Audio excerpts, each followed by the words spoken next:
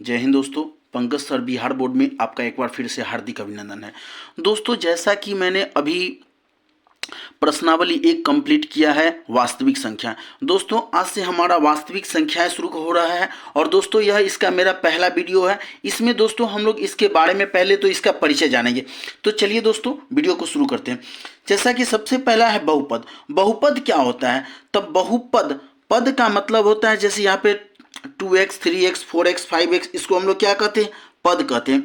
इसमें दो होता है, एक होता है एक संख्या होता है और एक चर होता है।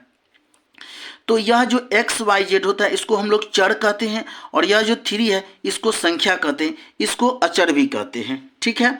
अब बहुपद के प्रकार पद की संख्या के आधार पर। तो पद की संख्या के आधार पर बहुपद के 3 प्रकार होते हैं, एक पदी, द्विपदी और त्रिपदी। जैसे एक पदी का उदाहरण है 3x हो गया है, द्विपदी का उदाहरण हो गया x² + 3 हो गया और त्रिपदी का हो जाएगा 3x² + 2x + 5 होता है। और बहुपद क्या होता है? जिसके 4 से ज़्यादा पद होते हैं उसको बहुपद कहते हैं। ठीक है।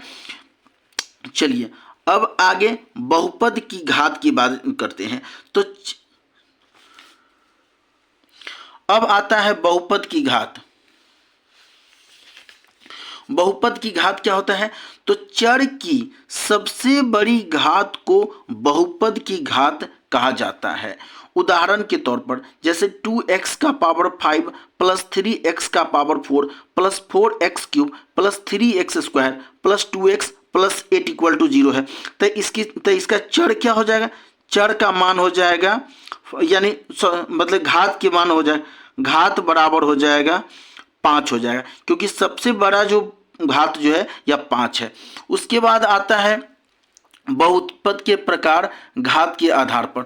अब घात के आधार पर होते हैं रैखिक बहुपद होते हैं। तो रैखिक बहुपद होते हैं जैसे x + 5 हो गया, और द्विघात बहुपद होते हैं जिसके पावर 2 होते हैं, जैसे 3x² + 2x + 5 होते हैं। उसके बाद त्रिघात बहुपद होते हैं जैसे y³ + 3x + 4 हो गया। अब बहुपद के शून्यक। तो बहुपद के शून्यक क्या होते कहलाते हैं? तो कहता है इसमें जे चर का वह मान जो बहुपद को शून्य कर दे उसी मान को बहुपद का शून्यक कहा जाता है। बहुपद की घात बराबर बहुपद की संख्या होता है। अब जैसे 3x³ है + 5 = 0 हो जाएगा, तो इसके घात कितने हैं? 3, यानी इसके शून्यकों की संख्या कितना हो जाएगा? 3 हो जाएगा। चलिए उसके बाद आता है बहुपद के शून्यकों का ज्यामितीय अर्थ। तो बहुपद के शून्यक यानी px के लिए ज्ञात करें, जैसे शून्यकों की संख्या। अब जैसे मैंने एक उदाहरण दिया, यह मेरा x एक्सिस है और यह मेरा y एक्सिस है, तो इसमें पूछ रहा है शून्यकों की संख्या कितना होगा। तो जितने पॉइंट पर ये इसको टच करेगा उतना शून्यक हो जाएगा। 1 2 3 4 5 और 6, यानी इसके शून्यकों की संख्या कितना हो जाएगा? 6 हो जाएगा।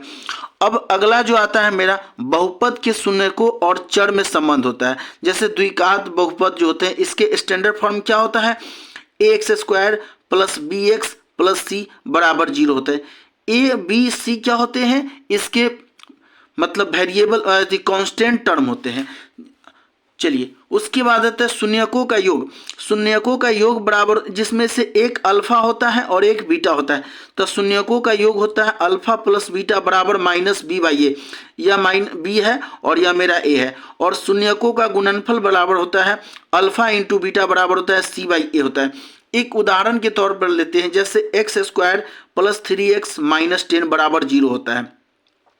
तो इसके दो मतलब शून्यक होंगे क्योंकि इसका पावर 2 है। हम इसको क्या करते हैं, इस x² को -10 से मल्टीप्लाई करेंगे तो ±-10x² आ जाएगा। इसको दो पार्ट में ऐसे तोड़ना है जो दोनों को गुना करेंगे तो -10x² आएगा और प्लस करेंगे तो +3x आ जाएगा। तो इसको हम 5x प्लस में और 2x माइनस में तोड़ सकते हैं। 5x में से 2x जाएगा तो 3x प्लस में बचेगा। तो इसको हम क्या लिखेंगे? x² + 5x - 2x - 10 = 0। अब इस दोनों में से क्या कॉमन ले सकते हैं? इस दोनों में से हम x कॉमन ले लेंगे तो यहाँ पर क्या बचेगा x और यहाँ पर बचेगा +5 हो जाएगा। इस दोनों में से क्या कॉमन ले सकते हैं, -2 कॉमन ले लेंगे, यहाँ पर बचेगा x +5 बराबर 0। अब x + 5 दोनों में से क्या कॉमन ले लेंगे, x + 5 ले लिए तो क्या बच जाएगा, x - 2 बच जाएगा। तो x + 5 = 0, तो x = प्लस में इधर आकर के माइनस में 5 बदल जाएगा, यह मेरा अल्फा का मान हो जाएगा। और x - 2 = 0, x = माइनस में इधर आकर के प्लस में बदल जाएगा, यह मेरा बीटा का मान हो जाएगा। चलिए अब इसको हम साबित करते हैं। तो अल्फा प्लस बीटा बराबर क्या होता है, -b/a होता है। एक ये मेरा अल्फा है और यह मेरा बीटा है, तो -5 और 2 को प्लस करते हैं -b का मान कितना है, तो b का मान मेरा है 3 है, तो 3 हो जाएगा। और a का मान क्या है, यहाँ पर a कुछ नहीं है तो यहाँ पर 1 छुपा है, तो -3/a हो जाएगा। तो ब्रैकेट खत्म करते हैं, तो -5 और +2 क्या हो जाएगा, -3, और इधर भी क्या होगा, -3। 1 डिवाइड में है तो ये खत्म हो जाता है, 1 लिखने की जरूरत नहीं है, -3 और इधर भी -3, दोनों तरफ साबित हो गया। अब हम क्या साबित करेंगे, alpha into beta, alpha into beta बराबर होता है c/a।